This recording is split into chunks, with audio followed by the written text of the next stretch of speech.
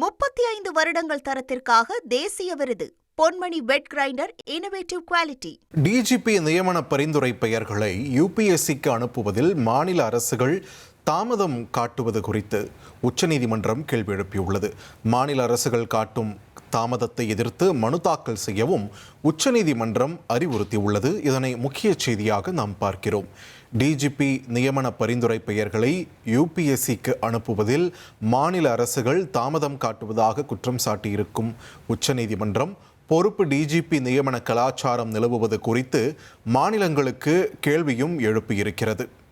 இந்நிலையில் மாநில அரசுகள் காட்டும் தாமதத்தை எதிர்த்து மனு தாக்கல் செய்யவும் உச்சநீதிமன்றம் தரப்பிலிருந்து அறிவுறுத்தப்பட்டிருக்கிறது. தெலங்கானா டிஜிபி நியமன மனுவை விசாரித்த உச்சநீதிமன்ற தலைமை நீதிபதி சூரியகாந்த் தலைமையிலான அமர்வு இந்த அறிவுறுத்தலை வழங்கியிருக்கிறது. இதனை முக்கிய செய்தியாக நாம் பார்க்கிறோம். மாநிலங்கள் சிலவற்றில் டிஜிபி நியமனத்தில் ஒரு தாமதம் ஏற்படுவதும் அதனைத் தொடர்ந்து பொறுப்பு டிஜிபி என்ற ஒரு நியமனம் செய்யப்படுவதும் குறித்தான கேள்விகளை உச்சநீதிமன்றம் எழுப்பியிருக்கிறது. இந்த பொறுப்பு டிஜிபி என்று நியமிக்கப்படும் இந்த கலாச்சாரம் பல்வேறு மாநிலங்களில் நிலவுவது குறித்து கேள்வி எழுப்பியிருக்கிறது. தெலங்கானா மாநில டிஜிபியை நியமிப்பதில் எழுந்துள்ள விவகாரம் தொடர்பாக, இந்த சர்ச்சை தொடர்பாக தாக்கல் செய்த வழக்கில் இந்த கேள்வி உச்சநீதிமன்றத்தால் தற்பொழுது எழுப்பப்பட்டிருக்கிறது.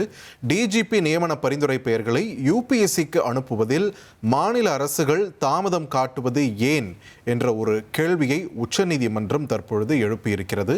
இது தொடர்பான ஒரு மனுவை தாக்கல் செய்யவும் அறிவுறுத்தல் வழங்கப்பட்டிருக்கிறது.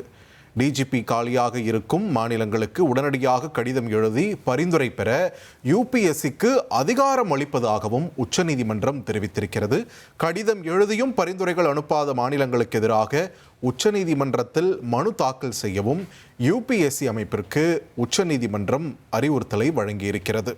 பொறுப்பு டிஜிபி நியமன கலாச்சாரம் தொடர்பாக உச்சநீதிமன்றம் பல்வேறு கேள்விகளையும் அறிவுறுத்தல்களையும் வழங்கியிருக்கிறது. இது தொடர்பான முக்கிய செய்தியை பார்த்து வருகிறோம். கூடுதல் விவரங்களோடு இணைகிறார் எமது செய்தியாளர் வெங்கடேசன். வெங்கடேசன், வணக்கம். இந்த பொறுப்பு டிஜிபி நியமன விவகாரம், இதனுடைய பின்னணி என்ன? தற்பொழுது உச்சநீதிமன்ற தலைமை நீதிபதி இது சம்பந்தமாக என்னென்ன அறிவுறுத்தல்களையும் கேள்விகளையும் எழுப்பியிருக்கார்? விரிவா பதிவு பண்ணுங்க. வணக்கம். டிஜிபி நியமனம் தொடர்பாக உச்சநீதிமன்றத்தில் பிரகாஷ் சிங் என்ற வழக்கு தொடர்ந்த நிலுவையில் இருந்து வருகிறது. குறிப்பாக ஒரு டிஜிபி ஓய்வு பெறும் போது அதற்கு முன்னர் பொறுப்பு டிஜிபி நியமிக்கும் வழக்கம் என்பது தற்காலத்தில் தற்போது அதிகரித்து வருகிறது. ஜார்க்கண்ட் மாநிலத்திலும் அண்மையில் தமிழகத்திலும் கூட தற்போது இந்த பொறுப்பு டிஜிபி என்பது இருந்து வருகிறது. இந்நிலையில் தான் தெலுங்கானா விவகாரத்தில் தற்போது இந்த டிஜிபி நியமனம் தொடர்பான மேல்முறையீடு மனுவை, குறிப்பாக யுபிஎஸ்சி தாக்கல் செய்த மேல்முறையீடு மனுவை உச்சநீதிமன்ற தலைமை நீதிபதி தலைமையிலான அமர்வு விசாரித்தது.